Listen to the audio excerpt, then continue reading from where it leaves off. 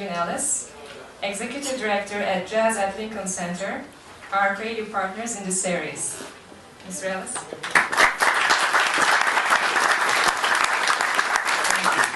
Thank you, Ambassador Tam. Thank you, Congressman, distinguished guests, for coming to this wonderful evening. You know, there are some projects that are very complicated to put together, and they take a long time, and when you finally get to them, you're never quite sure whether the sentiment you're feeling is a rush of euphoria at the performance or just relief that you've got there. On the other hand, there are some projects that fall into place so easily and so naturally that you know that they are right. And this is very firmly of the latter sort, not the former sort. About 3 months ago only, Keith Reinhardt, our board member who's here tonight, called me and asked whether we would be interested in curating a series for the Turkish embassy to celebrate the memory of Ahmet Ertegün. And I thought about it for about 3 seconds. It was a very, very obvious thing to do.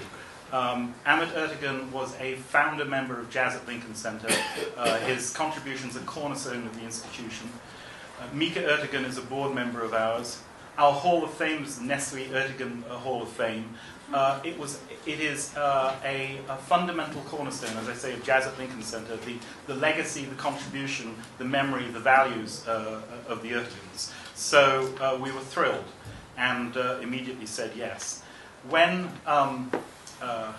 Keith introduced me to Jeff Weintraub, and Jeff talked about what the themes might be, along with Jan August at the embassy, and talked about the idea of choosing younger musicians and musicians who had their careers ahead of them. That too fitted what we're about perfectly. Jazz at Lincoln Center is about developing new audiences for jazz, and a large part of that is ensuring that the next generation of jazz musicians get the exposure that they deserve.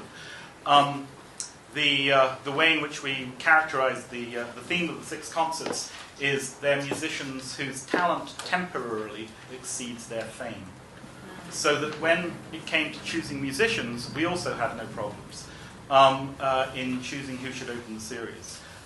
Orrin Evans is a pianist who, until relatively recently, I'd only heard through the wonderful CDs his trio had made, Faith in Action, Grown Folks Business, and I'd also heard rumors of the great big band that he ran in Philadelphia.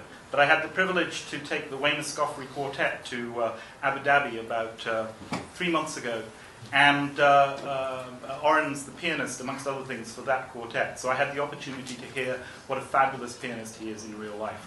So when with Kat Henry and my colleagues we were sitting down to think about it, I knew that Orrin should be on first, because if we left him until last, then he would no longer meet our criteria. He would be indeed famous. So we're thrilled. So all I want to say is a big thank you to the ambassador and to Jan for this, to Jeff Weintraub, Fleischman, to Tim Keating and his colleagues at Boeing, and to everybody here for the possibility of doing this. Thank you.